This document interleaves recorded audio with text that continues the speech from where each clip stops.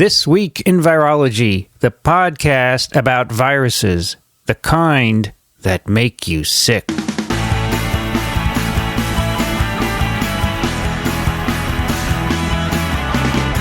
This Week in Virology, episode number 329, recorded on March 20th, 2015.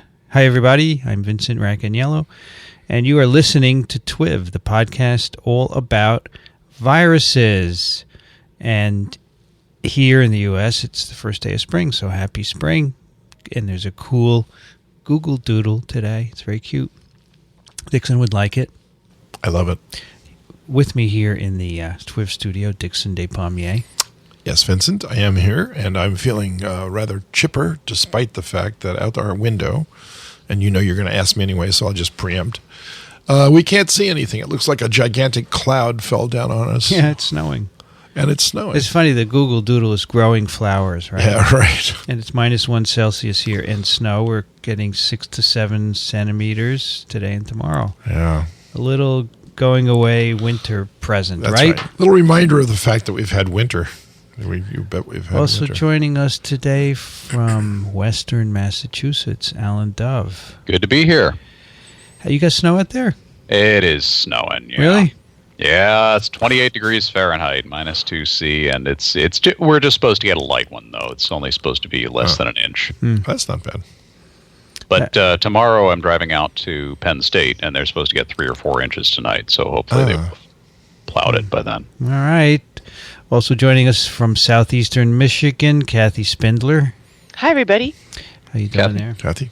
It's sunny, 47 degrees Fahrenheit, very 8 nice. degrees Celsius. That's It's nice. probably coming our way tomorrow. It's fabulous. Or Yeah. not tomorrow, but day after. Kathy, have the crocuses come up yet? No. Okay. No. The snow is, there's still a little snow in my front yard, in fact. Dixon, last week we had a few 50-degree F weathers. We did. days, And in fact, the trees got fat, as I say. You know, I sometimes go down the West Side Highway, and the trees, you can tell when spring is here because they change color, and they actually get fatter as the sap starts to rise again in their branches, and they're fat. They're going to be disappointed Well, today, then though. this week it got very cold again. It did, so they're going to have to shrink back down. I still have snow on my lawn. Right. Good Yeah, 6 inches we- of it. Yeah, Yeah. we have piles here and there. But The A&P across the street has a gigantic Mount snowplow. Alan. Our Mount Snowplow at the supermarket's going to be there till May, I'm sure. What is it, Kathy? Yours was there till when last It was year? till May last year, and it's quite substantial. Yeah. But I'm not sure it's going to make it till May. We'll see. We'll see. Also joining us today from North Central Florida, Rich Condit. I was getting the idea that maybe you guys didn't want to talk to me. No, we weren't going to introduce you. And now that we've introduced you, we'll go ahead with the show. All right. If you could pipe some of your weather into us, we'd love that. 83 degrees, Yeah. Oi. 28 C, Yeah. blue skies, puffy Yeah. clouds. It's a glorious day. Ho hum. Absolutely glorious day. Right. Yeah, it's Florida. What can you do? You know, there are downsides to Florida, right? There's downsides to almost everywhere except maybe La Jolla. I think I was going to say Florida's- San Diego is probably the perfect Right. place in the country. Florida's state superhero is pretty rough. I wanted to play for all of you what Beatrice Hahn actually said, because we've been talking about Scheisse Suchers, right? Yeah. Right. And here's what she said. Let me see if I can play this and you can hear it, because she did give a talk and I recorded it here. Let's see. 10,000 fecal samples later, and over 100 field sites in Africa, and an army of shit collectors, for which I'm very grateful. Excellent. Well, whatever you guys heard, I'm sure it was. That was the English. That was the English translation. Yeah. So I didn't get it quite right, but you get the general gist Right. of it, right? Right. She said shit collectors. Right. Aha. But I actually like shit seekers a little better. Secrets. And in German, it's pretty neat, right? I don't Yeah. know what it. I guess last week we got the other version, so there you go. Yeah, one of them All was right. even a sampler or something like that, a collector. Yeah, so that's it. So that's it. And someone told me that we shouldn't curse on TWiV, so that's it for a while, I guess. Yeah, I think we've probably used our allotment then. You know, we never heard back from Caleb on that.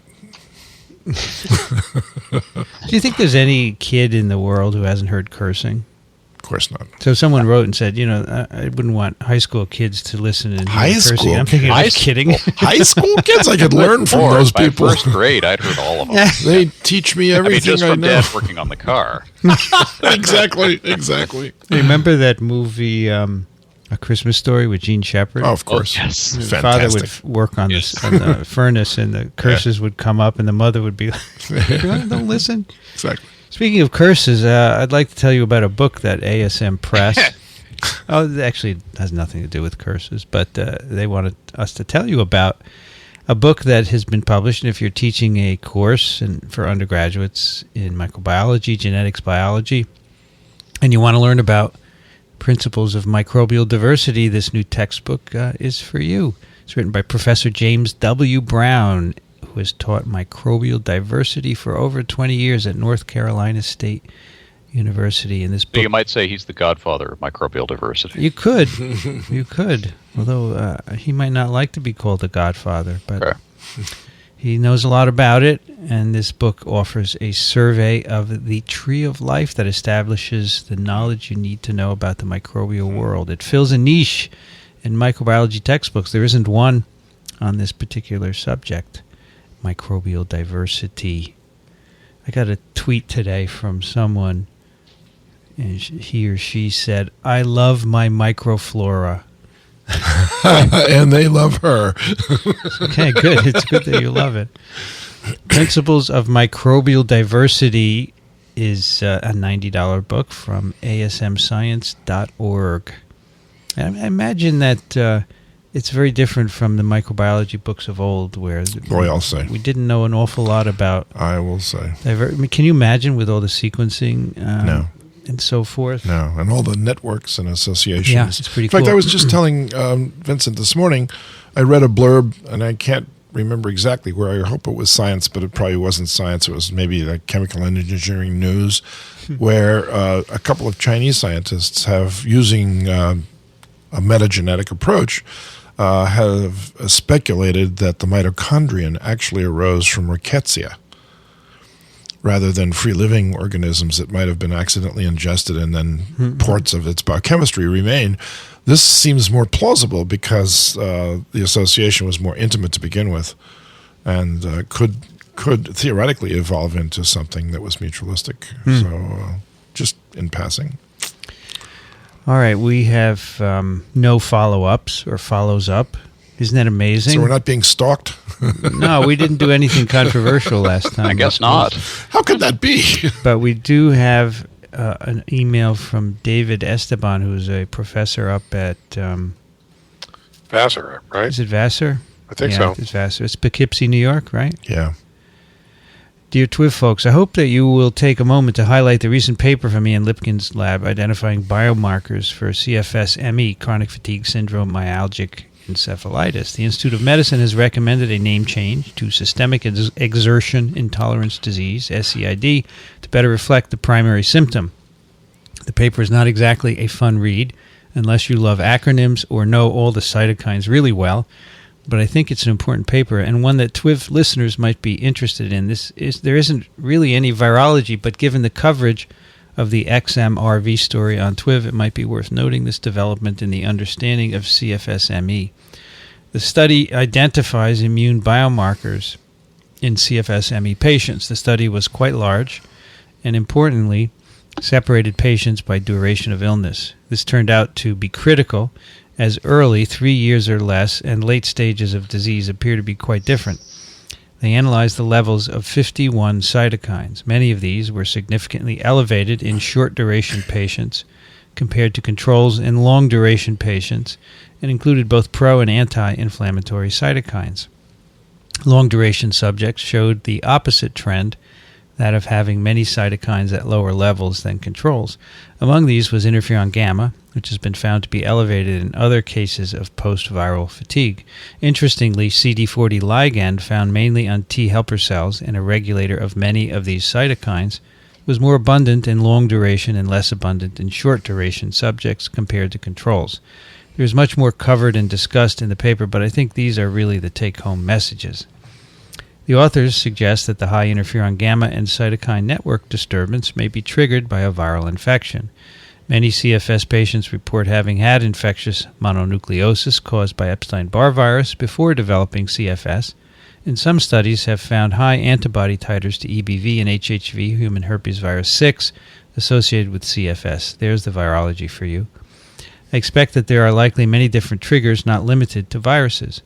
After 3 years of overstimulation, the authors suggest the cytokine-producing cells become exhausted, leading to lower levels of production. I'm not sure what exhaustion means on a cellular or molecular level, though. Identifying biomarkers is certainly not finding the cause of the disease, but given that until now CFS has been such a mystery, this is a major step in a good direction and presents many avenues for potentially productive research on the disease. At the very least, discovery of biomarkers for CFS will help patients, doctors, and everyone else to recognize that this is a real disease with a biological basis. I think it is safe to assume that all people with CFS have had the experience of doctors, friends, and family not taking their disease seriously. The discovery of biomarkers gives legitimacy to what patients have known all along. Even if you can't identify what is wrong, doesn't mean there isn't something wrong. Well, he's done a nice summary of the paper for us. Yes, very nice. Yep. And this paper is in Science Advances, which is Science's new open access journal. That's right. So anybody can read it. So this was a study done with materials that had been collected previously. 2 collections. There's an NIH collection and then the Chronic Fatigue Initiative. And 248 subjects, 348 controls. They basically took the serum that had been frozen and looked for these cytokines, as David Esteban writes. Right. And he said, the key is that they separated them into individuals with early onset versus late onset illness. Right? That's not really correct. People have had the disease for a short period of time versus a long period of time. And that made a difference because if you put them all together, you couldn't tell any difference in the cytokine levels. Which is interesting because there have been previous studies looking at cytokine levels in CFS that did find differences, but those were hard to reproduce, and it might be that was the reason that they were looking at people with the disease for different lengths of time. Yeah. So that's a good outcome here. And as David said, there are some interesting differences when you look at the individuals who have had the disease for a short period of time and a variety of cytokines. And he pointed out interferon gamma, CD40 ligand, and there are a few others as well. And so I guess what has to happen here is people need to look at additional patients, right, and see if this trend continues. And I think people need to look at patients with other chronic diseases. Here. Yeah. So because comparing to healthy controls is a good start, but this isn't a useful diagnostic marker until you show that it's not just generalized. This is what happens. This is what happens in cases of malaise. And there are, plenty of people have chronic health conditions, but of course, you'd have to pick things that you'd be able to age match and all that kind of thing.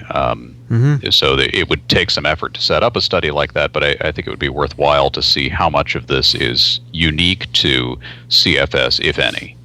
So, yeah, I want to keep that track of thought going because I'm really convinced that this group of people that got diagnosed with chronic fatigue syndrome were self-diagnosing themselves and said, "Doctor, I'm suffering from chronic fatigue syndrome." And they said, "Oh, really?" And they tell me what's going on.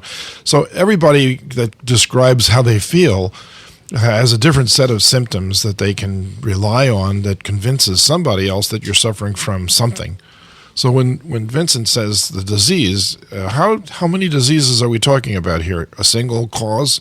A single disease that's definable by symptoms, or a variety of recovery modalities that might have been caused by a variety of other infectious agents or even non-infectious agents that could have resulted in these patterns of cytokines being elevated or not, depending on how long you've been suffering from whatever you thought you were suffering from. You see what I mean? So when you go to a doctor and you tell him what you have, or her, they're prone to believing your symptoms, but they don't have a diagnosis for this any more than I was in a conversation just yesterday with somebody about what is the definition for sleep apnea. which has Oh, a yes. term, but if you look it up and you ask a doctor to really define it for you so that you can go in and see whether you've got it or not, nobody has a clue. And that's really too bad. And that's actually a much more specific condition. Exactly. So, and those people, by the way, that are suffering from sleep apnea, it's funny I should mention it, because they are chronically tired because they don't get enough sleep. Yes, it might be a good population to compare with. They can CFS. still see whether or not exactly right. Exactly right. So, like, for instance, I think they also had an initial trouble deciding what the constellation of symptoms were to define a West Nile virus infection. Right. And they finally came up with it. And from that point on, it was very easy to spot a patient. But this, I think you've got huge problems with this in that sense. That really, Well, I think it's a virtual certainty that there are people who have this diagnosis who've gotten to this set of symptoms through different mechanisms. correct. I think there's pretty broad agreement in the literature that this is gonna end up being more complicated than one cause, one disease. Right, and I would love to know, and I'm sure everybody else here would love to know the answer to this one too. If you could be monitored for, let's say, 5 years worth of your life, what do you think your cytokine patterns would look like? I would love to know the answer to that. Well, that's a good question, right? It hasn't been. Nobody's ever done that. Not for 5 years, but for sure. There are people who You'll have to followed wait for version 5 of the Apple Watch. that would. That's not a joke, though. And then not only will you have those data, but people will be tweeting those data at you all day long. Hear, and you'll want hear. them to shut up. Well, the app that you're referring to, though, is for heart disease, and they can do this now.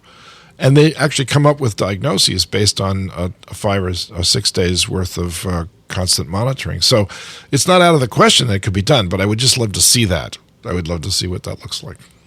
So I'm thinking of one study by Mike Snyder from Stanford who monitored his every ohm for a year, not just microbiome, but metabolome and proteome. And so he has those data for himself. And clearly there are fluctuations, but the key here is it's not regulated properly, apparently, in these patients, and understanding that is going to be the key to getting at what's causing this, right? Sure. So, okay, if it's a viral trigger, fine, but why does the cytokine response continue? Whereas in other people it doesn't. That's right. But these patients, Dickson, were carefully screened for certain criteria before being entered in these studies. I understand They're that. not just self-diagnosed people. Okay? Right. They reported, they felt this way. They probably have been seeing physicians for years, and then they went to the study. They filled out a form, and certain things were looked at, and they were entered. So they don't just take anyone. No, I know that, but this is the tip of a very large iceberg of potential patients suffering from a wide variety of symptoms. It would all make you feel the same way, lousy. Well, I mean, there are specifics here that they can do. There's no diagnostic test, but there are specific things that can be done that put you in this group. I mean, in the U.S., so there's actually a paper in Lancet. I'll put a show note link in where they talk about the change of the name, and they say between 800,000 and 2.5 million Americans have been diagnosed with this disease. So they have been diagnosed with it. So they have without having a definition for the disease. Yes, that's a big problem. There are multiple definitions for the disease, which is problem. one of the. There are diagnostic instruments that one uses, and there's huge controversy over which one of these is better and which definition to use in a particular study. And of course, different studies use different ones. So then, can you really compare the results? That's right. But the basic approach to this is similar for all sorts of diseases that don't have, some single virus that we know about causing them that you can easily test for. You go and you do a questionnaire, basically. Does the patient experience this? Do they experience this? Do they rule out this, rule out that, rule out this? And this is kind of a diagnosis of exclusion. Well, you've had these symptoms, but you don't have this, or this. Therefore, you have chronic fatigue. Right.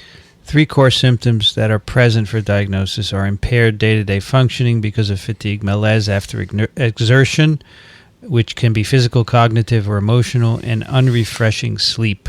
These must also be accompanied by either cognitive impairment or orthostatic intolerance, or both. They put you on a tilt table, and they measure to see if you're intolerant to changes in elevation, right? Mm-hmm.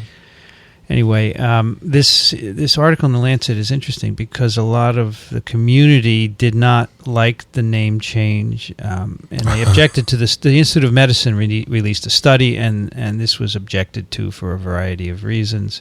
The IOM was heavily and negatively lobbied by the CFSME community for undertaking this review. On the same day the report was released, a new Cochrane review of exercise therapy was published, suggesting that mild exercise might be useful. So I'll put the link to this, which has links to the IOM report, the Cochrane review, and then the results of a PACE trial published in 2011, which was also criticized by the CFS community and advocacy groups. And they also suggested a little bit of exercise might be good. Anyway, so this continues to be a controversial topic. I think this paper is a good start in a different direction.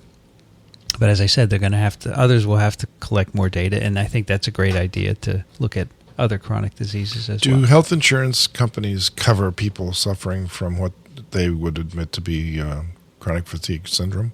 It is, as far as I know, it is a billable diagnosis. Now, whether your insurance covers it is between you and your insurance company. Okay. Or how much they cover it. Yeah. All right. We have listeners, I think, still from the XMRV days who I'm sure we'll get people chiming in on that. found TWiV. Let us know what you think about this and the Institute of Medicine study and so forth. Many of them left, because the most vocal ones, and there were some very vocal and critical individuals of our coverage of XMRV.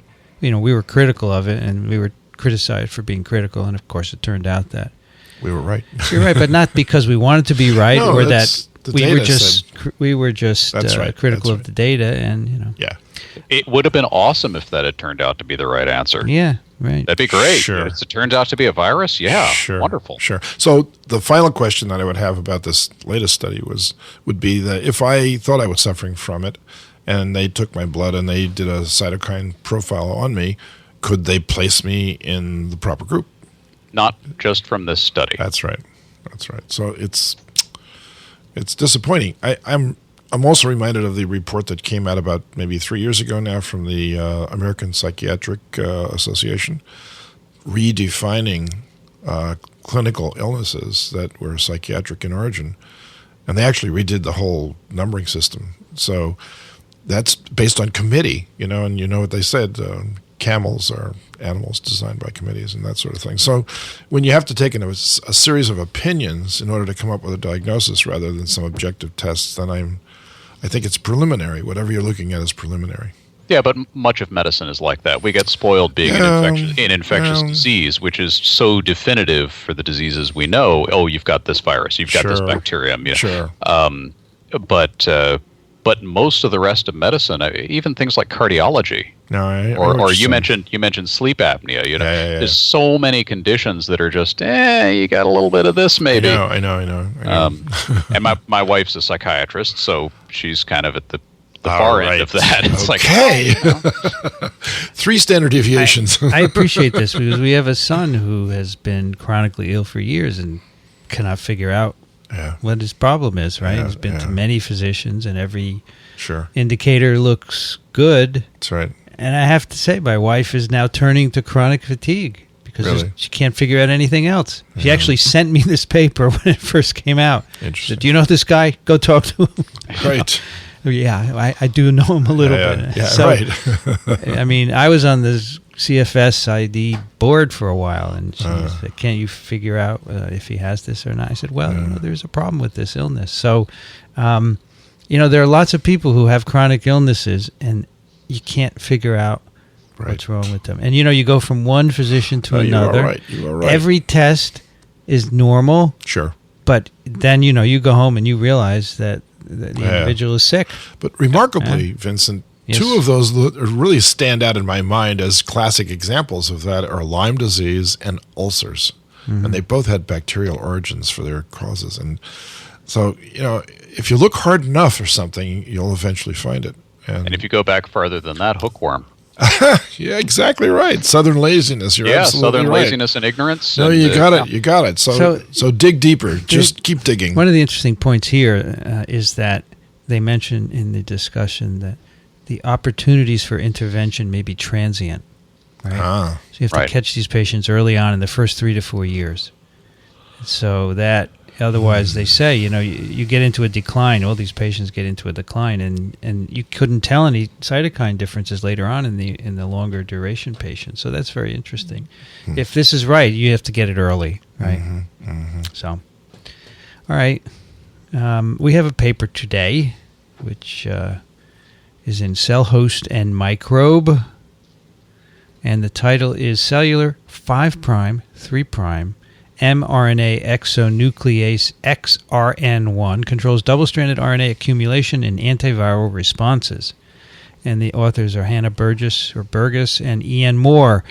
And this is a pretty basic virology paper. So, now and then we do ones like this, and I think it's really an interesting and wide, it has findings of wide implications. And it's about vaccinia virus. So, Rich didn't know we were going to do this. I'm sure when he saw it, he got all excited, right? It's true. I got very excited. In fact, he sent us all a number of his papers which deal with various aspects of this observation, which was really cool, except that they were like 80 years old. Yeah. No, not that old, but ancient history. Some of them were from the 80s. One of them's one of them's 1985. And you were in Buffalo. I was in high school. You were in Buffalo, right? That's correct. Memory lane. I had been here for 3 years. Anyway, Dickson, I am surprised that you did not ask us what XRN1 stands for. I'm about to. And I'm about to say, who cares, Dickson? Richard cares. I know he does. Exoribonuclease. Is that right, Richard? Exoribonuclease? I don't know. Yeah. That's a cellular enzyme. I don't care about cellular. You don't care about the cell? You have vaccinia. He's sitting there in the nudix. He can't. Right, exactly. It's exoribonuclease. The X is for exo. Dickson, you know what an exoribonuclease is? Probably not. You don't? I know you're going to tell me. It's one that works outside. I would think that's true, Alan, just based on the word itself. But since I'm not in this field at all. All right, it chews from the end of the RNA, right? Yeah, it chews from the ends. As opposed to, Dickson, what would be an enzyme that chews from the middle? Meso. No, not meso.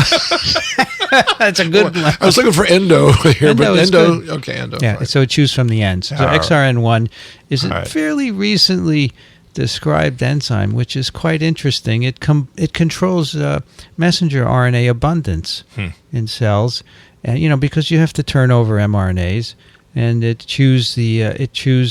name tells you it's a 5' 3' exonuclease, right? And now the problem is that most messages have a cap on the 5' end, and so this exo doesn't like that. It won't be chewing it. So the mRNAs need to be decapped. Attated. The cap has to be taken off, and then XRN1 will go to these mRNAs and chew them up. So something else takes the cap off, I take Yes, they're called decapping enzymes. Decapitation enzymes. No, not decapitation. They're decapping enzymes. So you have to have that exposed 5' phosphate for XRN1. And in fact, XRN1 is specifically brought to the 5' phosphate that's recognized by some other cellular proteins, DCP, decapping enzymes, and then the enzyme will chew it up. So this can't be a random process, though, no, right? It's not because random. No. there are lots of messages in your cells that need to be translated first. So how do you prevent normal cellular function from... Well, this is a regulated process, right? And if cells are under stress, the messages get decapped, so you don't do any unneeded translation, for example. Viruses can often mess with the decapping and XRN pathways, either to get rid of host messages or regulate their own. So, some viruses have a very defined transcriptional program, like the herpes viruses, to make sure things stop when they're supposed to, you could use these enzymes to do that, to regulate it. So this is a really interesting enzyme, and people are getting very interested in how viruses interface with it. I like the way they say in this paper, I think they say that XRN sculpts the proteome. In sculpts. No, not in sculpts. Oh, sculpts as in a sculpture. So by affecting what mRNAs are present, you can influence what proteins are made. I thought that was a nice little way of doing it, right? Anyway, so this paper is about XRN1, and in particular, what it's doing with vaccinia, because vaccinia encodes these two proteins that we mentioned in the pre-show, I think, D9 and D10 they're called, and they encode decapping enzymes. And they are the Nudix proteins, Nudix domain proteins. Nudix domain proteins, and that stands for nucleoside diphosphate linked to X. Thank you. Did you want to know that, Dickson? I did. There you go. Thank you, Kathy. Got it. So the idea would be that D9 and D10 would decap cellular messages or even viral messages, and then XRN1 would degrade them, but they say, well, we would like to really show that this is what's happening. So that's kind of what got them going with this study. Talking about this whole thing being a regulated process, it seems almost, vaccinia also encodes a capping enzyme. Right.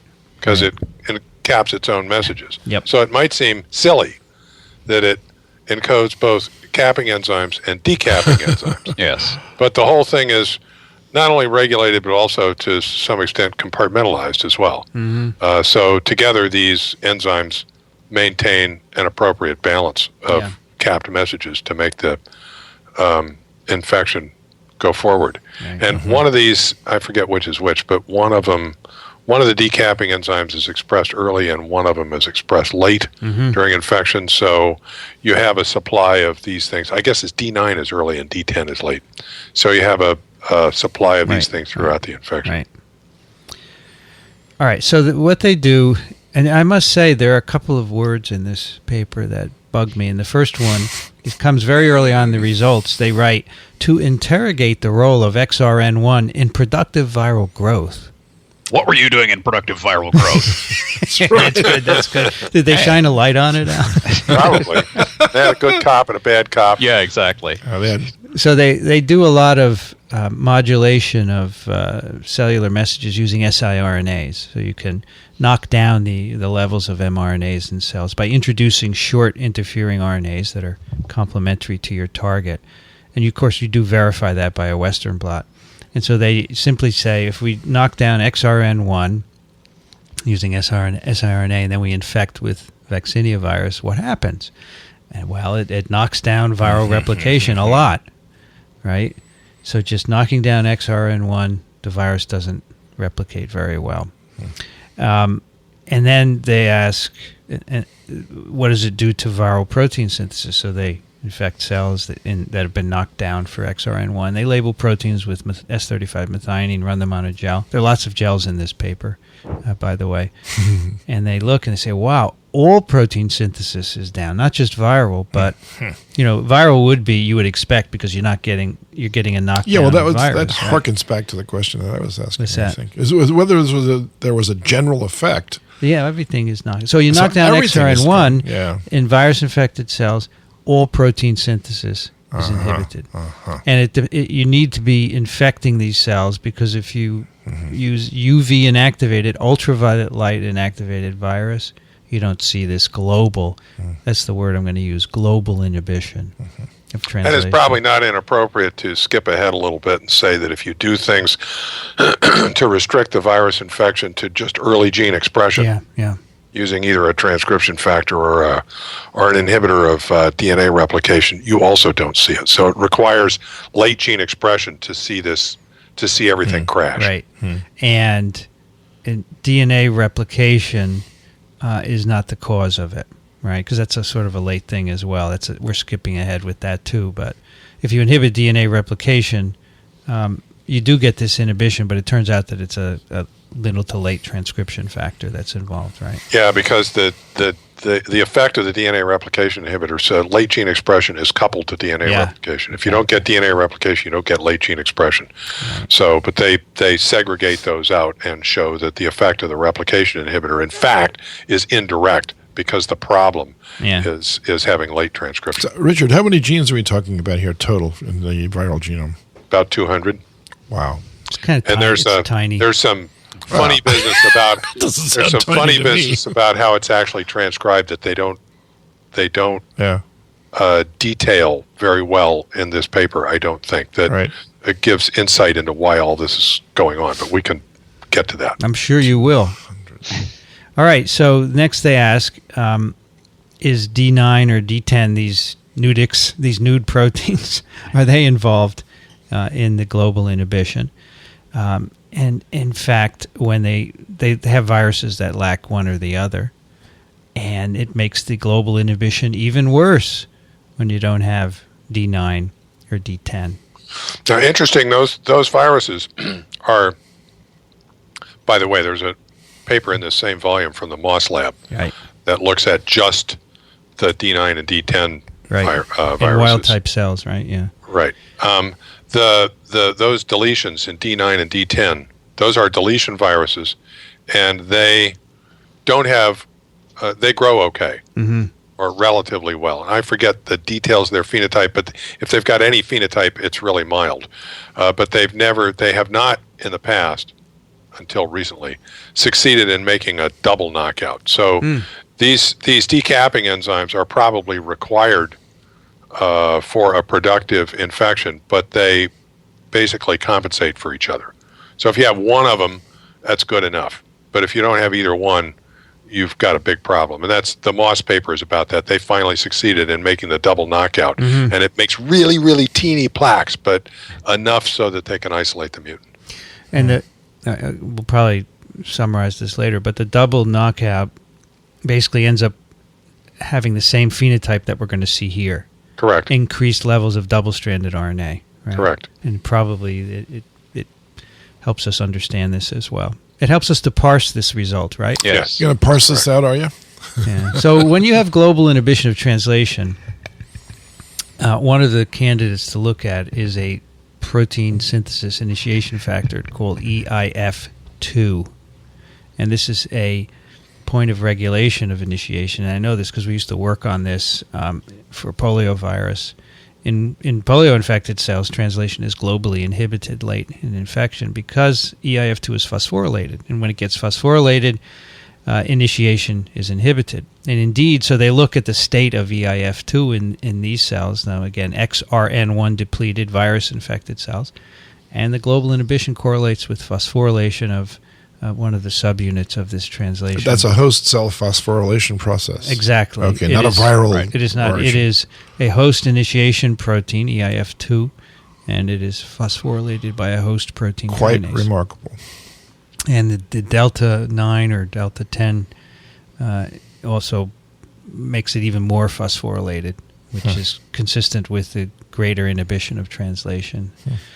And they say, which is interesting, that this is an unexpected result because the virus encodes proteins that are supposed to prevent EIF2 phosphorylation.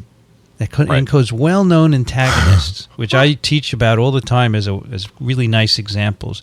So they make one of the proteins is a pseudo-substrate for the kinase. It fools it into thinking it's EIF2, and it sops all the kinase up, and then the host EIF2 doesn't get phosphorylated. Yet, these in this virus-infected cell, phosphorylation of EIF2 is occurring despite these proteins, which is really interesting. So when you knock down this exonuclease, and it's presumably you're getting less RNA degradation, now all of a sudden the virus can't stop EIF2 alpha from getting phosphorylated. Right. Correct.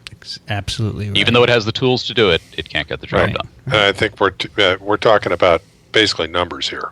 You're overwhelming the system in favor of the host. So now you get EIF2 alpha phosphorylated. Right. All right. Where does this happen? When does the inhibition occur in the life cycle? They do a time course in, again, XRN depleted cells, and from 9 hours post-infection outward. And I just want to point out that at 9 hours, a polio infection would be over. Yes. Yeah, well, polio doesn't have 200 genes, you know. Thank goodness. It takes a little longer. What an excuse. How many genes does it have, Vincent? Well, gene is tough because it makes one long protein that's cleaved. It makes about 12 different proteins. 12, okay. Right. Whether it's one gene or 12 genes, that's the subject of another discussion. Anyway, from 9 hours onward, this is when you see this global inhibition in virus-infected XRN1 depleted cells, and it maximizes at 18 hours. So, Rich, how long does this infection go for? 24 hours? You're leveled off by 24 hours, yeah. But, you start to see progeny by, I don't know, between 9 and 12 hours. You'll level off by about 12 hours, depending on the conditions. Sometimes you can get a little more after 48 hours. You're really done. Richard, why do you call that progeny rather than replicons, or some other more objective term than progeny? These are my children. I'm going to have to interrogate that question. Well, they're a form of life. So at 200 genes, I would believe that. It's just that's I've never thought about it. It's part of my vocabulary. Progeny. That's I always thought of them as I always thought of them as viral progeny as well. How fascinating! That's a commonly used term. Yeah, it's widespread in literature. Yeah. Okay. All right. So as they also look at EIF2 phosphorylation in this time course, and indeed its phosphorylation correlates with the global inhibition. So that tells you more or less when it's happening. So, Rich, is this mid to late in the infectious cycle from 8 hours on? Is that how you would characterize that? Yeah. As a matter of fact, I would say, mid to late. It's, this is interesting because they say later on that they can't do an analysis of late RNA because it's all getting degraded. But in fact, they do have a window here, because by 6 hours after infection, you're into the late phase. Basically, DNA replication and late gene expression starts, I would say, between 4 and 6 hours, and you're pretty much into the late phase by 6 hours. So it takes, it's taking, I would say, probably 3 hours or so between 6 and 9 before this catastrophe is actually happening. It's probably ramping up by about 6 hours, but you don't really see anything happening till 9. 9 hours, you're well into the late phase. All right. So then they look to see if they can find some of these viral proteins that are PKR antagonists, and they look at one. It's called E3L. And they find that the amount of this protein is pretty much similar in XRN knockdowns and in wild-type cells. So it's not that it's not being made. That doesn't explain EIF2 phosphorylation. I think the other one, they didn't have an antibody for the protein, but they did a northern blot, or they looked at mRNA levels. I'm dating myself by saying northern blot. Actually, it says here RT-qPCR. RT-qPCR, there it is. I have one of my students doing a northern blot to her last experiment before defending, right? And what did she do to deserve that? So we're trying to see if RNA is degraded within the viral capsid, right, under a certain condition. And my colleagues here are like, why are you making her do northern blots? Why don't you do PCR? Well, this is what, I said, I want to see the band and I want to see it go away. Exactly. Well, RT-qPCR doesn't tell you necessarily about the structure or the integrity. Okay, northern blots, in fact, are maybe not as quantitative, but in terms of the quality of the RNA that you're looking at, they're more informative. I'm sorry, I'm an old guy. Yeah, I agree with you. I'm right there with you. That's it. Well, in defense, you could interrogate the entire genome by PCR. Right? What I thought you were going to say, Vincent, was that they weren't working, and that's because you forgot to tell her to recirculate the buffer. Oh, right. Right. Now, the blots are working. The problem is that she's doing non-radioactive blotting, and it's a bit dicey. And I mean, I like to use P32. Yeah, actually, slog around in P32. But, there you go. It's working, so she'll get the answer. But she said to me once, what if this doesn't work? I said, then you can do qPCR. Okay. Then you just have to parse the PCR. Yes, we'll parse the results. If it doesn't work, you do it again. Yeah. This interestingly, that's not a well-liked concept any longer. What, do it again? Yeah. Replicate. That's my... People don't like to do things over and over. Oh, you are right. Do it again. Just do it again. And Yeah. what do you want me to change? I don't want you to just do it again, right? I want to see if this is You replicatable. practice. That's right. Practice. That's correct. If you're paying attention, Here. you'll figure out what you've been doing wrong. I've got some aberrant thoughts over here because obviously I'm not part of the scene in terms of having my hands on any of this stuff in the past, but I'm wondering about an experiment like this where you've got so many genes and they're timed to go off at a certain time during the life cycle, and the life cycle is 24 hours, let's say, and that's 200 genes, early, middle, and late gene expression. What happens if you were to reintroduce the organism to the same cell at various times after the first round of infection occurs? Can you do that? Very interesting question, Dickson, because in this case, you actually can't, because the virus... That's what I was going to say. The virus does a thing called superinfection exclusion, where once it infects the cells, it sets things up so they can't be superinfected. I love it. Mine, all mine. Yeah. Right. Good title. And there are several mechanisms for that, but that's what happens. Okay. Do a lot of viruses have that as their control Yeah. mechanism? Yeah. Okay, fine. Absolutely. All right. That's a standard deal. I love it. Mine, So- all mine. Yeah, Alan said it. Yeah. So one important thing about this experiment that you were just talking about, where they assay the inhibitors K3L and E3L, and we haven't said yet, but it's an important part of this, that E3L, its mechanism of action is that it's a double-stranded RNA binding protein. Because the mediator of even the mediator of the enzyme that phosphorylates EIF2 alpha, that enzyme is PKR, and it's activated by double-stranded RNA. So it's a cellular double-stranded RNA sensor, double-stranded RNA being a common danger signal for virus infections.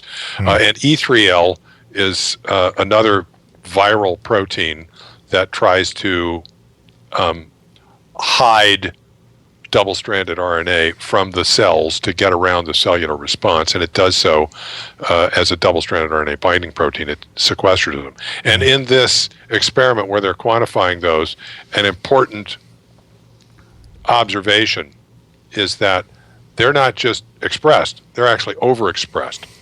K3L and E3L, you get more of them than you thought you should, than normal, when you knock out XRN1. And that'll become relevant as we go on. Yeah, actually, they're produced. They're not expressed. Oh, sorry. Well, though they use expressed a lot. I'm getting, oversensitized to this now. But the book's almost done, then I can revert back to my old ways. Right. Next, they look at whether DNA synthesis is involved in this global inhibition. So they treat cells with an inhibitor of the viral DNA polymerase, phosphonoacetic acid. I love that stuff. You must use it, right? All the time. I love You it. use it in the lab, too? It's happy hour.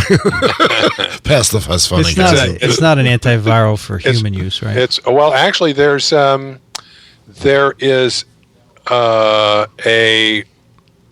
very closely related, if not identical, drug that is actually approved for herpes. Okay, these things are they're pyrophosphate analogs, so they look like pyrophosphate, which is two phosphates stuck together, which is one of the products of the reaction that involves incorporating nucleotides into DNA. So you start off with a nucleoside triphosphate, and you incorporate the nucleoside monophosphate and split off the diphosphate. And so you can actually back that reaction up by mass action, just by loading up a reaction with diphosphate, and it'll back it up. And this thing is a diphosphate or pyrophosphate analog. The thing that has always been curious to me about this is that it's a highly specific inhibitor of DNA polymerases and not RNA polymerases. And it seems to me it ought to do both, because the mechanisms in the two cases are fundamentally the same. And I don't understand why this should be specific for DNA polymerases. But it's good for a lot of different, it's cellular DNA polymerases, viral DNA polymerases, including herpes and pox, and et cetera. I forget what the herpes drug is called. I don't remember either. Anyway, they treat infected cells with this inhibitor, it prevents the global inhibition of protein synthesis. Phosphonoformic acid. Phosphonoformic, that they observe in XRN1 depleted cells. And they conclude that either DNA synthesis, viral DNA synthesis, or something closely associated with it, like intermediate late gene expression. And as Rich said, that's coupled. The intermediate late gene expression is coupled with DNA synthesis. So then they say to further parse the requirements to trigger the inhibition, to further parse. All right. What does parse mean, Alan Dove? I was going to look it up. It's taking apart a sentence to understand how it's put together. So it's meant to be a sentence word, but Yes, it's something you do with grammar. you don't do it with viruses, right? No, I've never heard of somebody parsing a virus. I don't know quite how you do that. Okay, good. But given that language evolves, people have taken this word and used it for other things besides Yeah, sure, that's fine. dissecting sentences. It's computer science uses this a lot. But in their case, it kind of makes sense because they are parsing language. It's okay, but I can complain about it too. Yes, you can certainly complain about it. I understand language evolves, but I'll be gone at some point, and then other people can complain. So they then look at a virus that is deficient in a transcription factor called A23. So, Rich, can you tell us what A23 does? Actually, no, because nobody knows. Okay. So actually, it is probably that the mechanism of intermediate gene transcription initiation has not been well worked out. But if A23 is one of two subunits, there's a heterodimeric intermediate gene transcription factor. I think the subunits are A23 and A8. And if I had to, and there's other intermediate transcription factors as well, but if I had to guess, my guess would be that this is a classic DNA binding transcription factor. Only because none of the others, actually, two of the others, I think, are not necessary. One cellular factor and one a polymerase subunit. The other factor that is necessary is, believe it or not, the capping enzyme, which has 3 roles in a virus infection. Not only capping, but also one of the other roles is as an intermediate gene transcription initiation factor. And that is probably, I can't imagine that the capping enzyme is recognizing the promoter.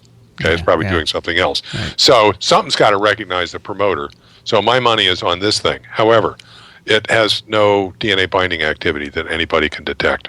So it's still a mystery. Could bind another DNA binding protein, though, right? Could. Something like that. Like a transcription. No one's ever done a pull-down experiment? It just hasn't been in yet. The experiments have not been done. Wow. There are not enough people around to do this. And if you start working on late viral transcription, you get into really difficult biochemistry. Too much stuff floating around. Well, and it's hard to, among other things, what you need is a whole big bucket load of RNA polymerase to do it right. So, over the last, we finally made a histidine, well, actually Bernie made one a while ago, but we made another one, a histidine tagged RNA polymerase to assist in purification of the thing. But even if you've got that, you're talking about growing, as we have in the last few years, thousands of liters of infected cells to get, a sniffogram of RNA polymerase to do this work with. Richard, have you ever heard of hardcore biochemistry? Have you ever heard of an enzyme called cocoonase? No. As an aside, it's the enzyme that cicada used to, or rather the Cecropia moth uses to hatch out of its cocoon. Wow. Cocoonase. A heavy-duty protease. They filled a room full of cocoons to isolate the enzyme. Okay. What size room? Like a bread box size? No, the one we're sitting in right now. Okay. At any rate, there's not enough people and not enough money. So there's a paucity of pox parsers. There you go. Nice. Rather than a parsec worth. So we don't know, but it's and we don't know mostly because we haven't looked hard enough. You haven't looked hard. So this gene A23 basically the virus is lacking. It can replicate their genomes, but they don't make intermediate or late mRNAs, essentially, right? So they infect XRN1 depleted cells with this virus, and in fact, protein synthesis is not inhibited. So something involved in intermediate or late mRNA transcription is going on here. It's not DNA replication because that proceeds totally normally well in cells infected with this mutant virus. So I'm looking at this. I'm looking closely at this. You do get continued protein synthesis, and most of it, there's really no differences between the controls and the XR and RN1s, right? And it looks like they're very similar to uninfected cells. Now, I would have expected that in the infected cells, either in the presence of the replication inhibitor or the intermediate gene transcription factor mutant, that you would see early viral protein synthesis. Maybe not any host shutoff, but at least early viral protein synthesis. And I'm not, I can pick out a couple of things that might be in the A23 guide down around 35 kilodaltons. There's a couple of bands that aren't in the mock. Yeah. But my guess is that the host protein synthesis is still so robust that, well, you ought to see it in the controls. At any rate, you're not seeing it. Yeah, it's a good point. I don't see it either. But So, Rich, of the 200 genes or so present, how many of them are really well characterized in terms of their proteins? Well, just to put it in I would perspective. say on the order of 3/4 of them. This is actually quite well studied. Right. There have been mutations made and studied in almost all of them, and they're actually it's even more than 3/4. Very few. The sequence is known, obviously, right? Sequence is known, and but the functions are not well defined in some cases. There have been, as I said, mutants made in I think almost all of them and studied. Now, in some cases, what you find out is, well, the mutant is dead, or it's not dead, or it's decreased in virulence, and so.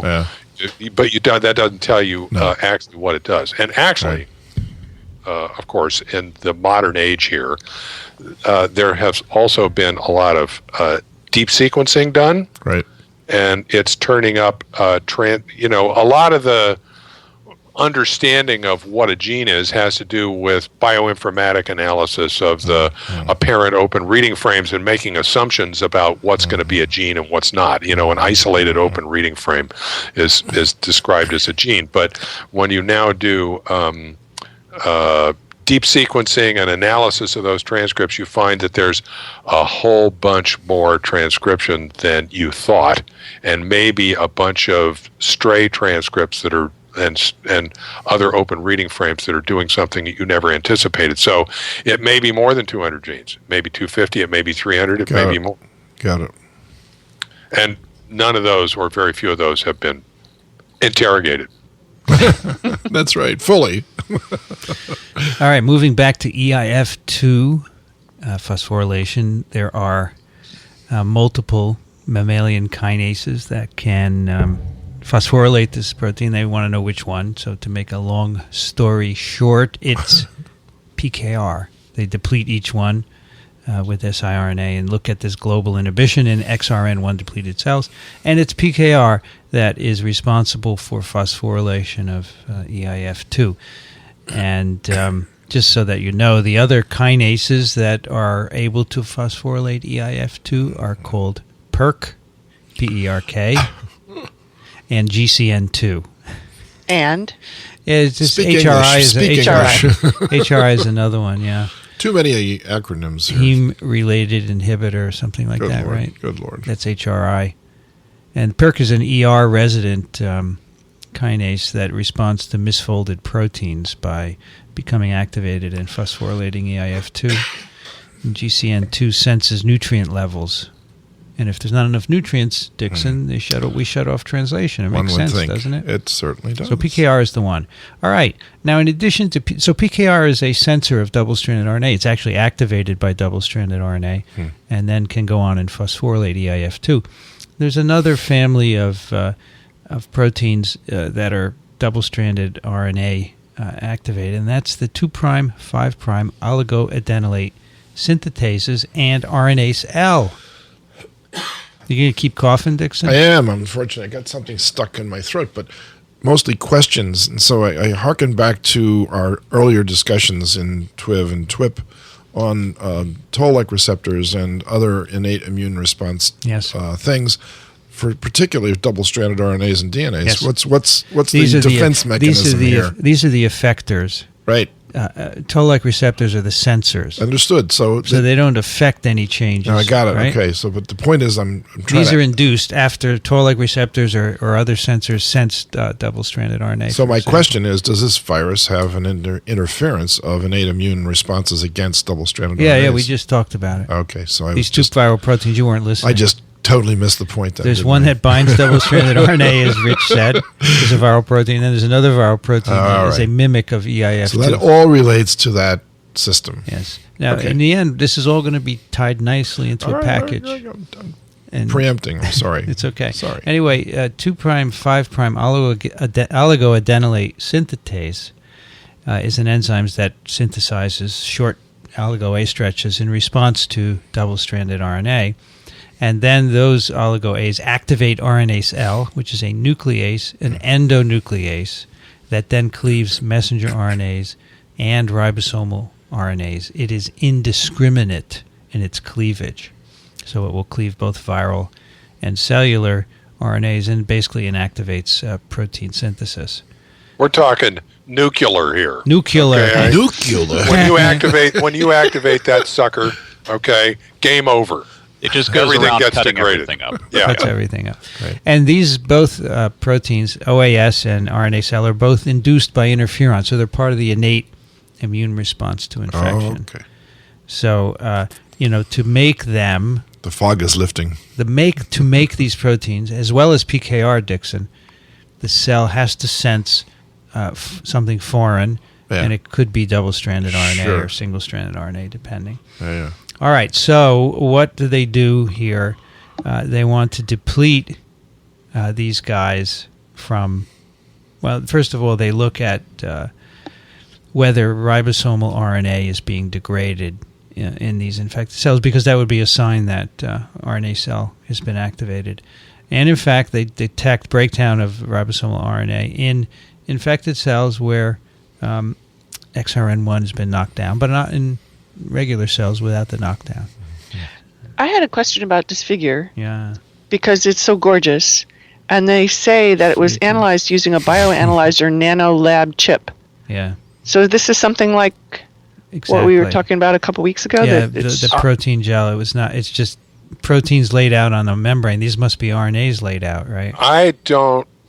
But they're molecular weights there. there. Because you can see the degradation. I but think these that bands this is are beautiful, right? Yes, but I think this is a machine that's. We can look it up. I was wondering the same thing, but I've seen this before. I think this is a machine that actually runs RNA gels for you. I want one. Because if you were just laying out 28S and 18S RNA and looking at hybridization or something, you wouldn't see the fragments. That's true. You would see. You only see the 28 and 18, right? Yeah. That's a good point. It's beautiful. Yeah, I thought the same thing, Kathy, and I figured automatically it must be analogous to that protein blot that we talked about for the gorilla story. But it's not. Okay, I want one because I want to be able... Then you could blot this even. You could do a northern blot.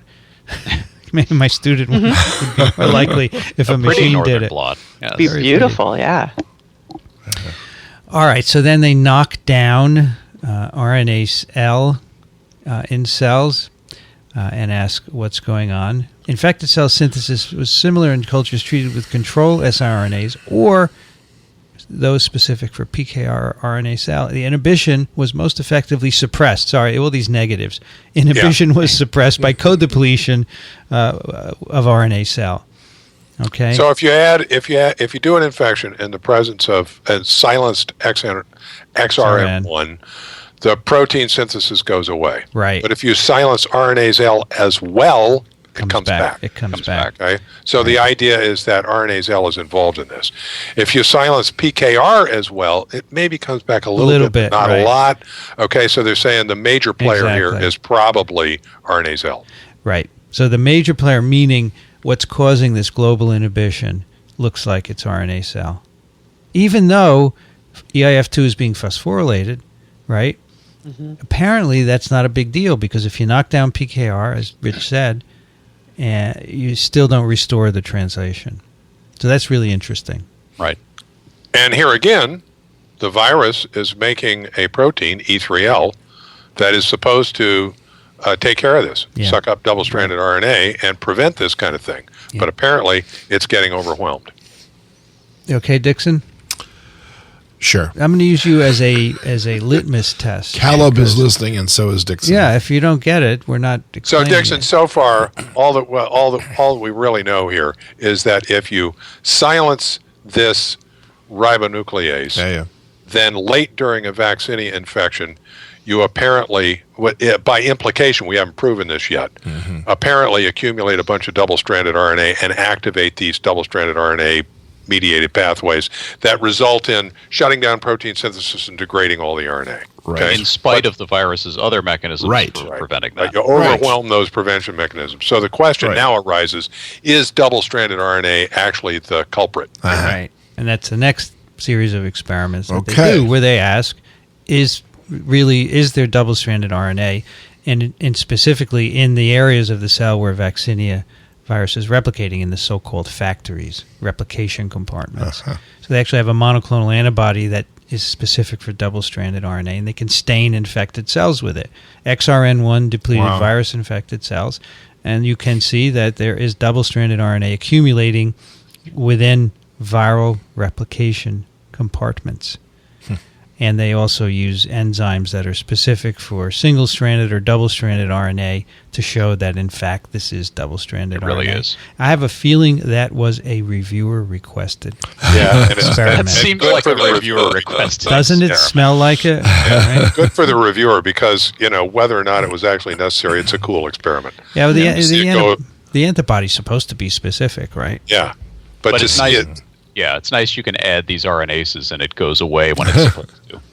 I would have gotten that and said, oh my God, we got to do more experiments. Yeah, right. Another 20 minutes of time thrown down. I don't know, maybe they thought of it themselves, but that does... actually, these confocal experiments are pretty easy. Yeah. Mm-hmm. You can probably pull one of these off in a day. Here. Okay. And then in Florida, you can go outside and experience the nice weather. Right.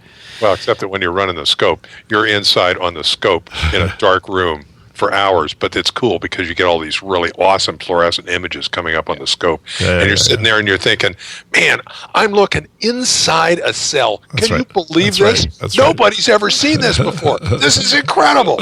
That's what you're doing. Doesn't matter if it's sunny outside or not. I used to love doing electron microscopy. Oh, microscopy is so much fun. I just loved it. Yeah. Next, they try and duplicate what is going on in uninfected cells. So they have uninfected cells in which they've knocked down XRN1, and they add to them poly-IC, a synthetic double-stranded RNA. And then they look at the protein synthesis in the cell, right? No virus here. They just want to know if you add double-stranded RNA, because the idea here is that there's double-stranded RNA accumulating in the XRN1 knockdown cells. It's viral. If you add synthetic double-strand, you get the same effect. So at high levels of addition of double-stranded RNA, they in fact get global inhibition of translation and phosphorylation of EIF2. Although, at this point we know it's not phosphorylation of EIF2 that's so important. It's actually RNA cell. Nevertheless, this shows you that these effects can be mediated by double-stranded RNA, and specifically an XRN null background. And that's it, Dickson. So the real question that's not just are any of these targets druggable? Well, yes, in fact. So that's the third word Vincent hates from this paper. So XRN1 is druggable. Well, you skipped a figure that is, to me at least, of critical importance. Figure 6. Okay. Where they first of all they find out what RNAs are involved in the double-stranded stuff. So they precipitate double-stranded RNA with their antibody and then do QRT-PCR on that stuff to look for specific genes. And they find that there are some early genes that are tied up in double-stranded RNA and some late genes tied up in double-stranded RNA. Yes, right. And there's a lot of them. And then in the last part of that figure, they actually just go in and they look at just regular old RNA. And once again, this is similar to previously where they looked at K3L and E3L. They're looking at 3 other early or early intermediate genes and comparing them to host genes as well. And they find that if you knock down XRN1, you get during vaccinia infection an increase in some viral RNAs, maybe all of them, or all the ones they look at, which include 2 early and 1 early intermediate, or no, 3 early RNAs, I3, E9, and K3. Significant increases. And for most of the cellular genes, actin, it doesn't happen. GAPDH, a little bit, but not to the same extent. So you're getting a specific increase in these viral RNAs, early viral RNAs. Yeah, that's important to show that there are viral RNAs in the double-stranded complexes that they're detecting, because that's part of their idea. So I'm afraid that we've lost a lot of people. So let me try and summarize what I think is going on. So basically, vaccinia decaps cellular mRNAs, and then they're chopped up by XRN1. And the idea is that prevents the formation of double-stranded RNAs from those mRNAs that would then activate PKR and cause. Actually, I'm gonna give you what I think is another. Well, I'll be blunt. I think it's the correct interpretation that they don't actually go into here, which is too bad. Okay, so here's the deal. You got to visualize this. So, you ready? Got my eyes closed. Got my phosphorus. I just turned off the lights. So early during infection. So you imagine the genome, and there are these blocks of open reading frames, blocks of genes, and they're all very well behaved. They don't really overlap the viral genome, right? Early during infection, about 30% of those genes are transcribed. They have early promoters on them. And that transcription is very tidy, okay? You get discrete initiation, you get a sequence-specific termination, so you get transcripts out the other end that correspond specifically to the open reading frames, okay? Fine. And so then late during infection, transcription is what I would call, I hate to be pejorative about this, but untidy, okay? You get discrete transcription, but then the termination is not precise. And in fact, this is what termination is like in eukaryotic cells. So each gene generates a family of transcripts, that some of which can either be even be shorter than the open reading frame, and many of which are quite longer. So it is the natural situation in a vaccinia infection that these genes will read downstream into genes that are on the same or other strands. And in fact, they can read downstream into open reading frames that were expressed early. Right. And that were on the other strand. Right. Okay? So if those early RNAs were still around, you would have the potential to make double-stranded RNA. Right. Okay. Now, another part of the vaccinia infection is that there's RNA turnover to make this whole thing, once again, tidy. Okay. So once you make early RNAs, you really want to get rid of them when you don't need early RNAs anymore. So what do? You decap them using a decapping enzyme. Now, that's not enough. You got to use the cellular enzyme XRN1 to clean up the rest of the mess. Right. So the early messenger RNAs come and they go. Okay, and that go part is the important part. So in this situation, when you either lack the decapping enzymes or you lack XRN1, the early RNAs persist. They stick around till late in infection. And when you activate intermediate and late transcription, now you're getting transcription because it's sloppy. You're getting transcription that includes transcripts that are complementary to the early RNAs, and now you got a bunch of double-stranded RNA. That triggers the 2,5A pathway and everything crashes. Right. Now, you have a very specific explanation, which they did not have, and that makes more sense to me. Because they said, you got a lot of mRNAs hanging around, and they may get double-stranded, and that's why you got to get rid of them. But, and I don't know, and I don't know why they didn't do that, because that's the explanation. Right. Yeah, it makes perfect sense. So it needs the cellular enzyme to balance this whole process and keep the and control and prevent the formation of any significant amount of double-stranded RNA, because if that builds up and kicks off the rest of this process, even the virus's double-stranded RNA response mechanism that's supposed to tamp that Right. down isn't strong enough, That's the right. cell will overwhelm it. Can't deal And with I it. will, and I'll beat my chest here for a little bit and say that I have insight into this because we saw the same thing for a different reason decades ago, because one of the mutants that we isolated is in an intermediate gene transcription termination factor. Okay, so if you don't have that, so at intermediate and late times, some of the genes have convergent transcription. They got promoters that point towards each other. Right. And in fact, that generates a little bit of double-stranded RNA even in a normal infection, and that's been known for a long time, okay? Which is probably why the virus encodes these anti-double-stranded RNA things, okay?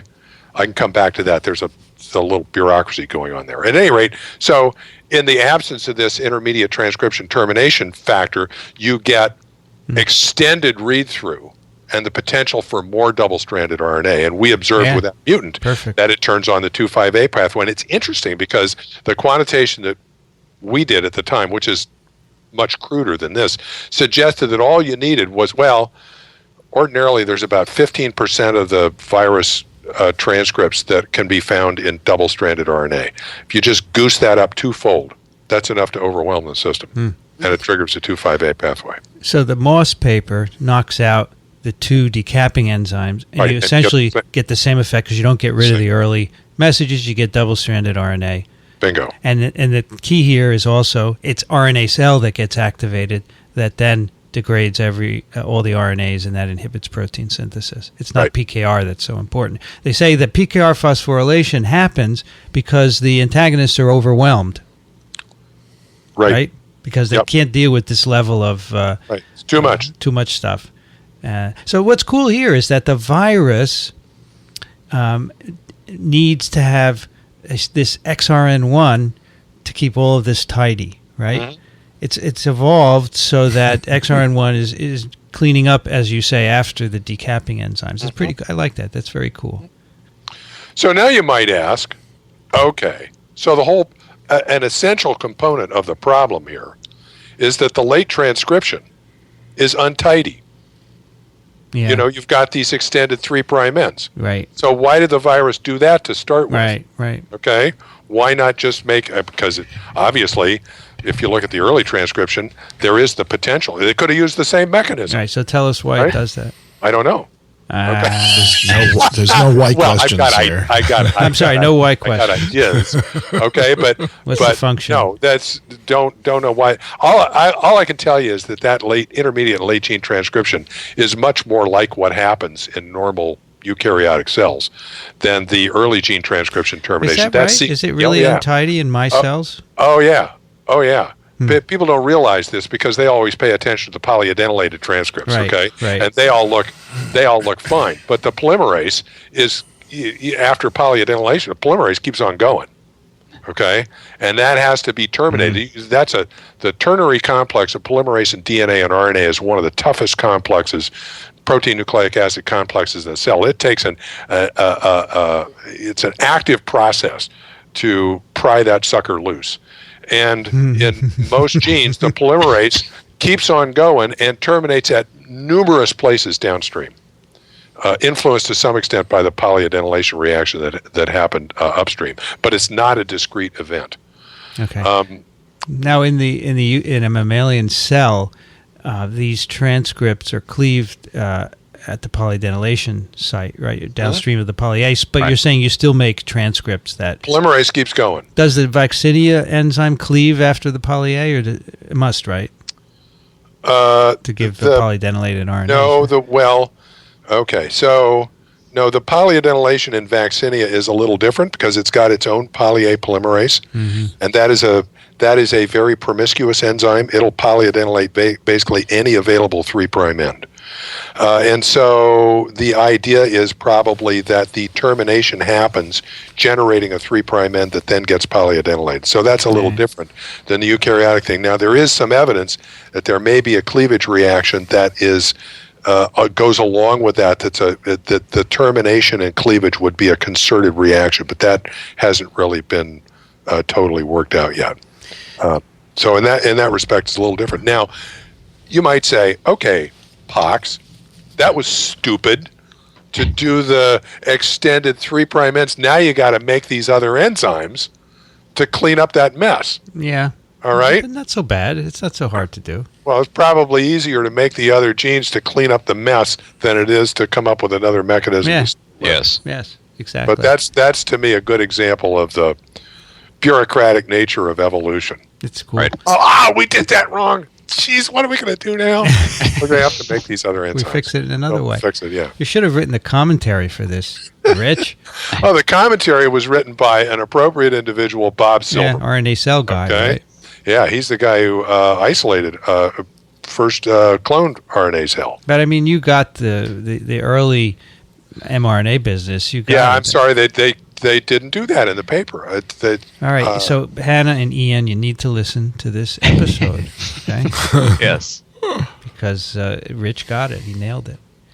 That's a very cool paper. I've been thinking about this for 30 years.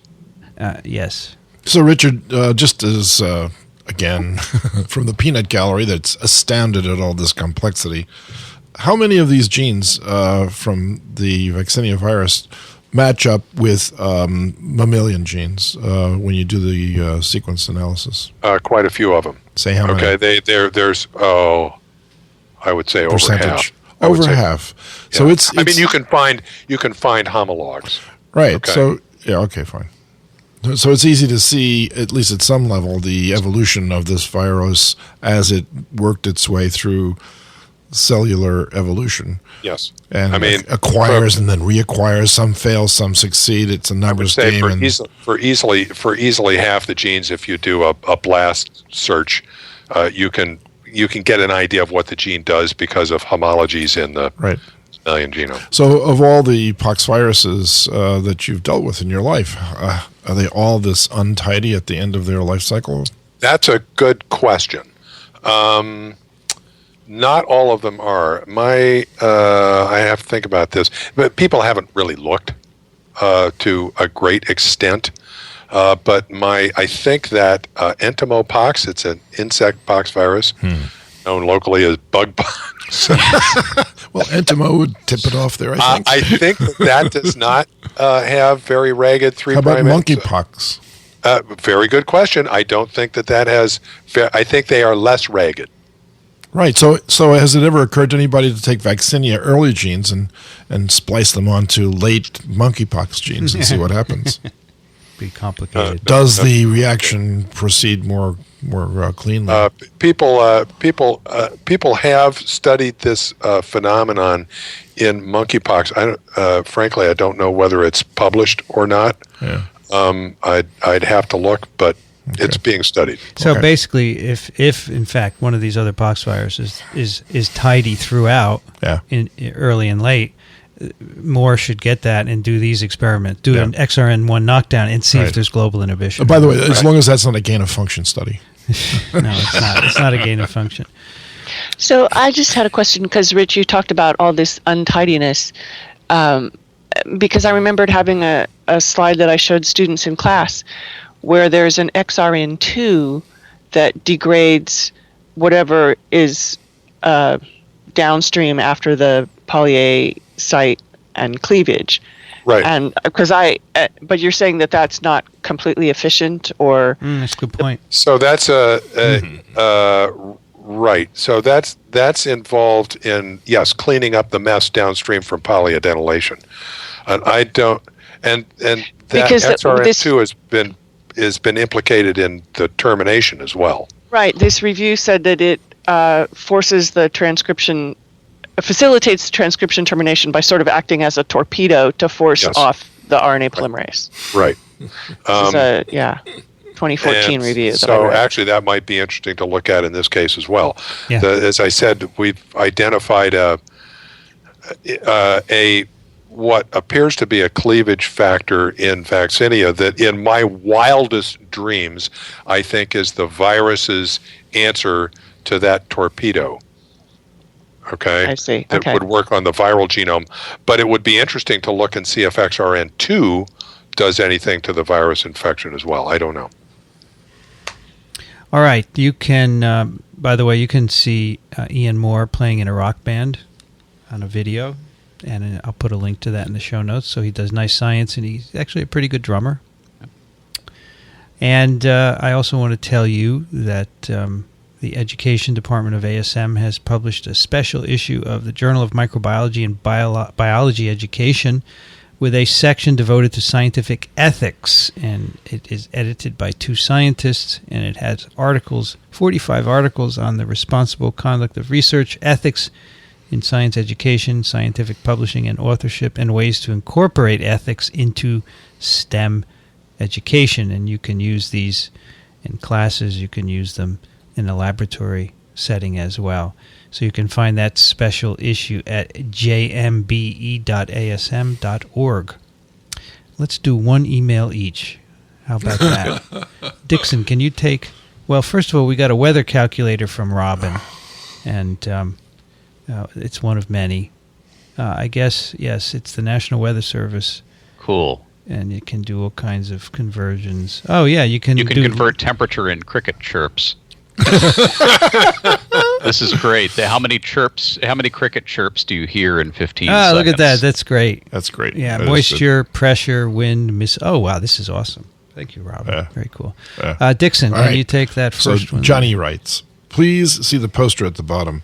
While addressing measles specifically, it expresses my hopes that parents and other adults will act responsibly and do all they can to protect children and themselves against vaccine-preventable diseases and illnesses. She sent a poster, which I've linked to. Measles, it isn't just a rash. It's one of these info posters. Yes. It's put out by the CDC. By the way, that was done without my reading glasses, I want you to know. Thank you, Dixon. You're welcome. Very good. Yeah, it's a nice Not poster. bad. Not bad. Yeah, good poster. And this is the one that I referred to a couple weeks ago because it had the link to the thing about measles cases spreading and state legislatures responding that Alan then had picked Right. about California. Mm-hmm. Yes, it's an AAP News article on that, right? Okay, so they'll both be in there. Alan, could you take the next one? Sure. Ross writes, hi there, TWiVites. I'm celebrating a lovely day here in Brisbane with blue skies, 34 degrees C, and an unusually bearable 40% humidity by spending the whole day indoors doing research for a literature review. I am just embarking on my research journey as an honors student studying dengue virus, and of course I would like my writing to be as effective as possible.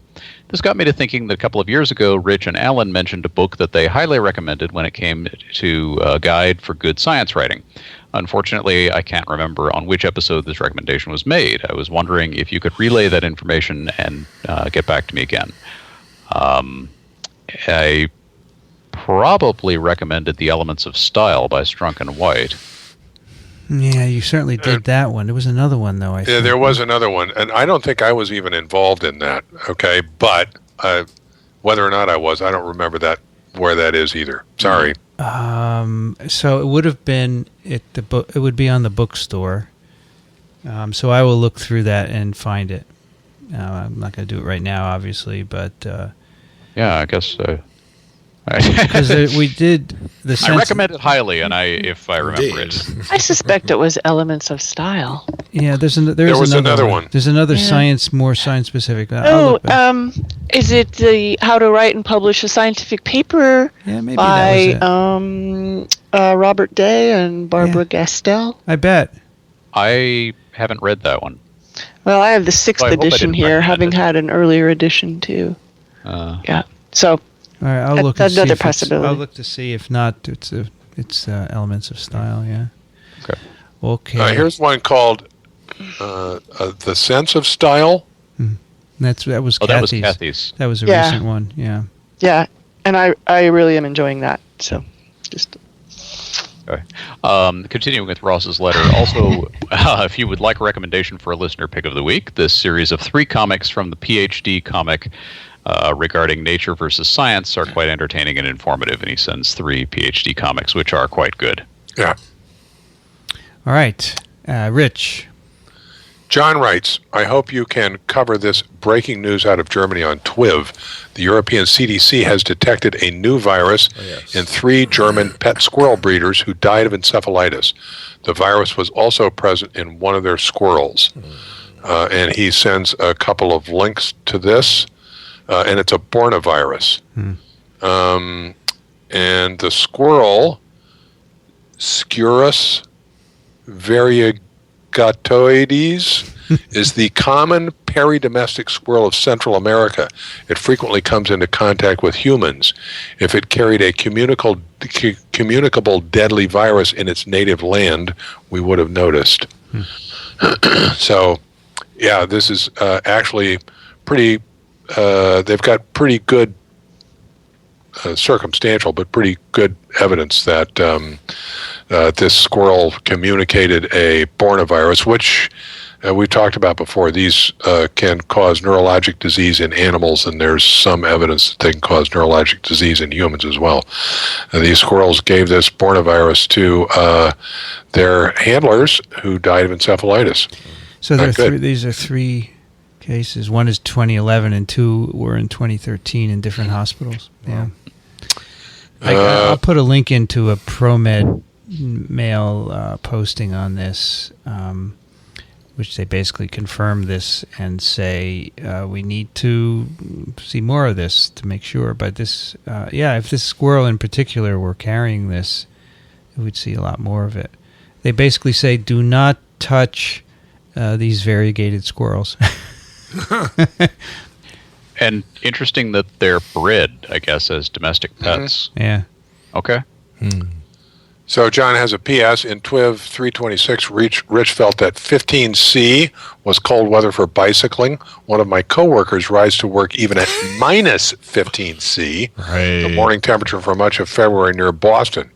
But all good things must come to an end. Although it is snowing as I write this, above freezing days mark the end of an excellent winter. If you like watching snow melt, you can follow the decline on the NOAA website, and gives a link to a NOAA website that actually graphs the snowpack. Right. I love it. I don't know, Alan, would you call it an excellent winter? No. I did not find it excellent. I found it intensely annoying. Well, John obviously likes to play in the snow or something. If somebody else is shoveling the snow for you, then maybe it was excellent. Kathy, John, can you take John's, please? Dear TWiV, your listeners may not have realized it, but they may already have a way around the paywalls to numerous journals through their alumni status at different universities. For example, UCLA alumni get access to ProQuest, full text for some journals, including Nature. And he gives a link to that for UCLA alumni. University of Texas gets you JSTOR, all full text, and EBSCO, lots of journals, some full text. He gives a link for that. Princeton gets you JSTOR, ProQuest, and eLibrary, Academic Complete, with 75,000 full-text books. MIT gets you JSTOR, etc.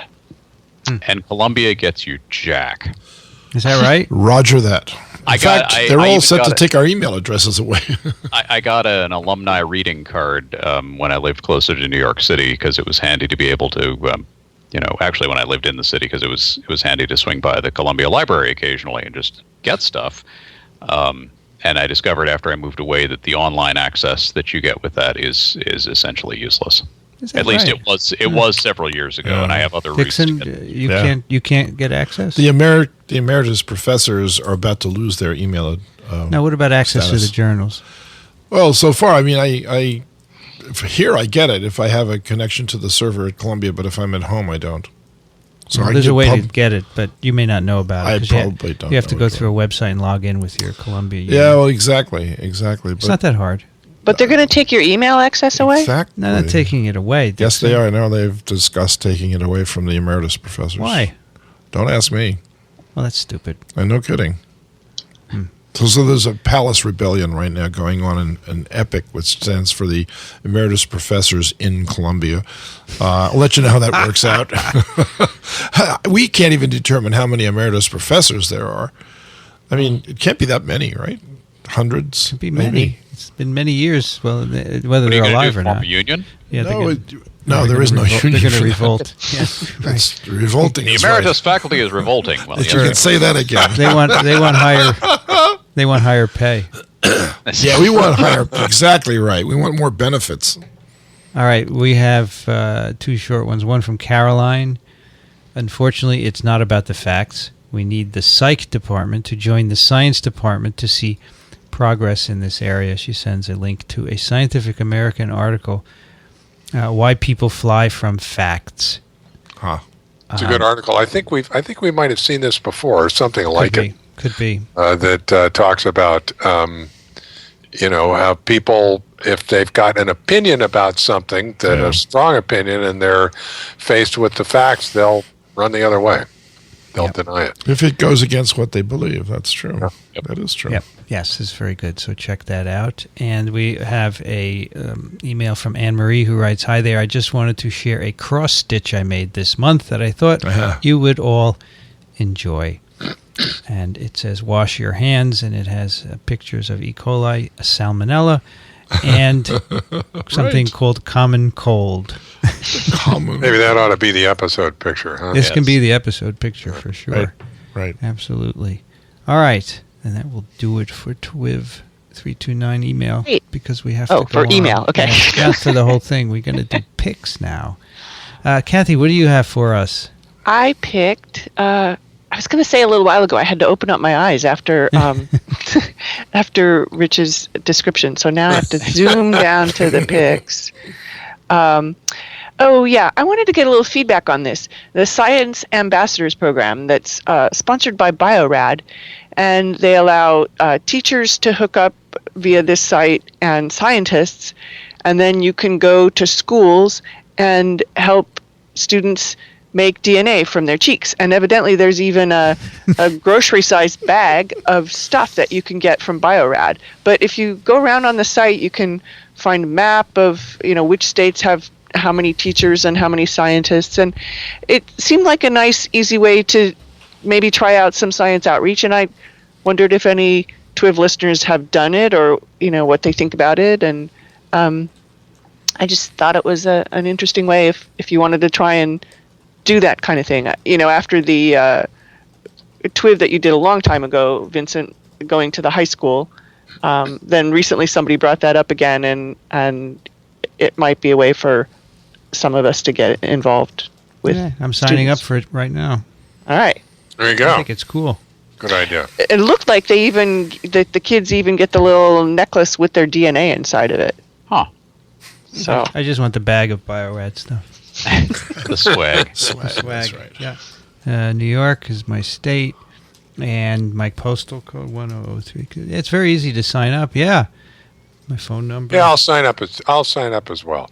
There's my buddy Ed Niles volunteers at the Smithsonian Institution, having retired, and one of the things that he does is to run a demonstration for visitors that I think is fundamentally the same thing. Matter of fact, it may be the same stuff from BioRad.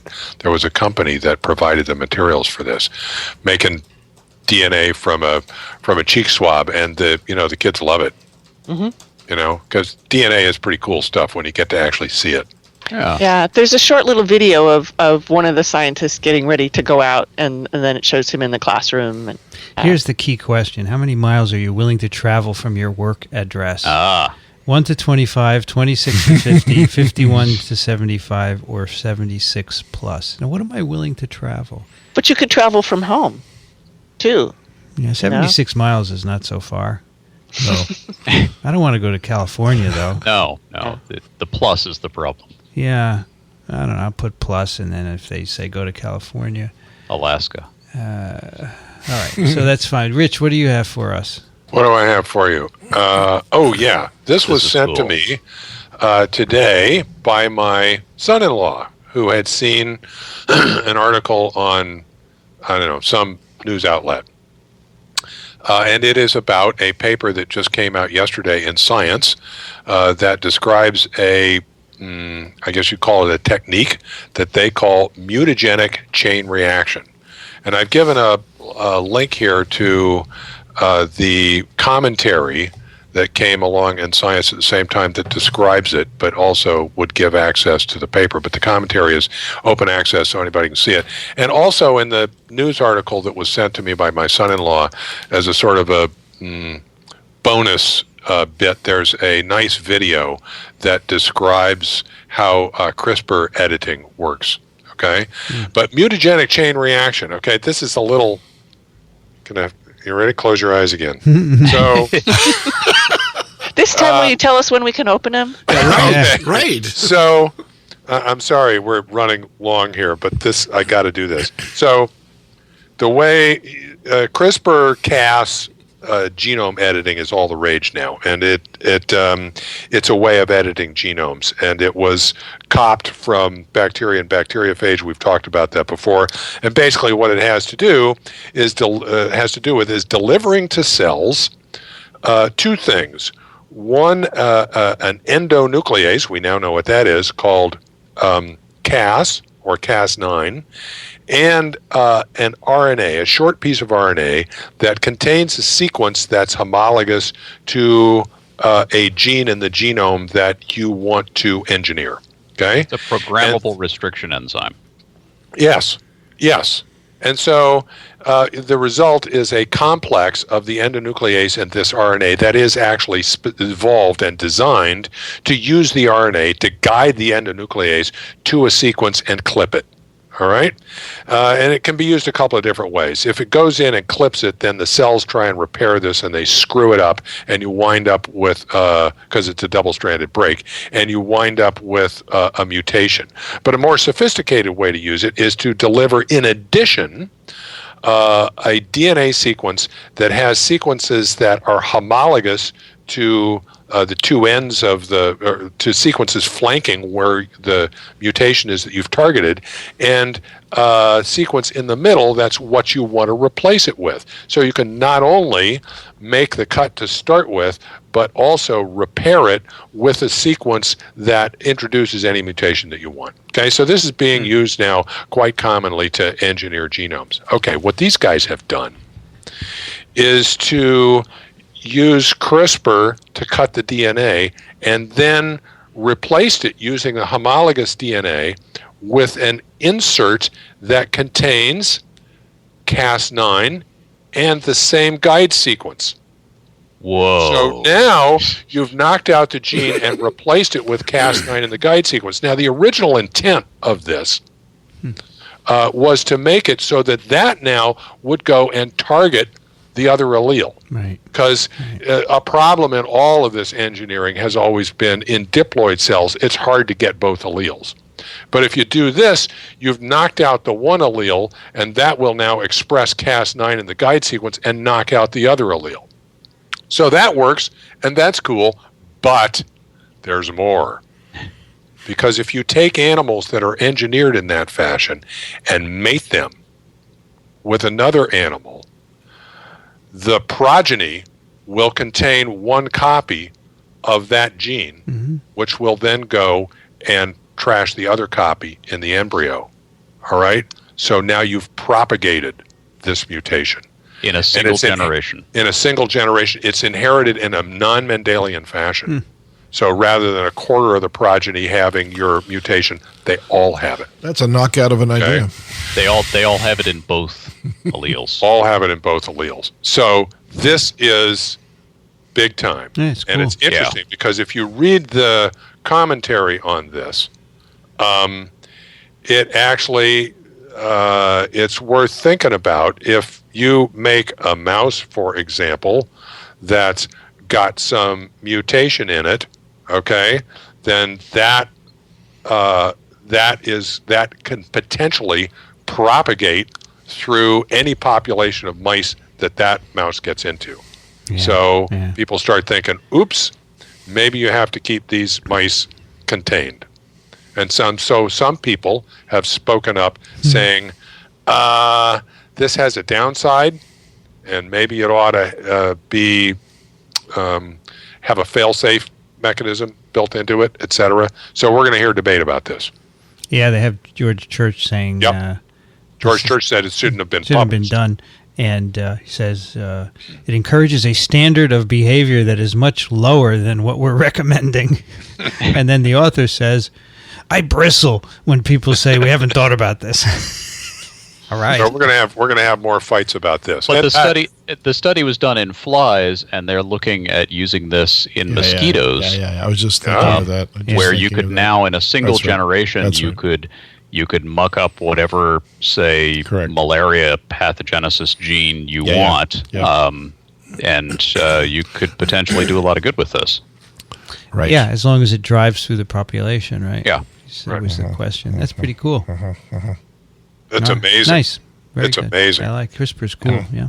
It's funny. I saw this pic and I said we should do a CRISPR episode, but you just explained it. You can open your eyes now. All right. Thank you. Thank you very much, Dickson. What do you have? Mine's fairly simple compared to what Richard just said. I've got a pic that Google actually put before my eyes day before yesterday, and I got stunned with the visuals. So it's street art, but some of the street art has been animated. So I think, Alan, you might like this. Probably you ran across that just in random searches. They're wall murals that have then become, sort of short animations. Right. So I was just pleased with the visuals. That's all. You always do a nice science pic, Dickson. Yeah, thanks. You're welcome. You like that? It's cool that they animated them. I like that very much. Neat. Well, the other one is one of the artists making the mural, which is even more riveting in terms of just watching a street artist perform. Yeah. Alan, what do you have? I have a fun little video from NASA, which is produces a lot of fun little videos, but this is compiled from, it's the highlights of 5 years of the Solar Dynamics Observatory, which is satellite, the probe that they have monitoring the sun. Sure. And it's just really cool videos of things like evolution of sunspots and solar flares, and there's a transit of Venus in there.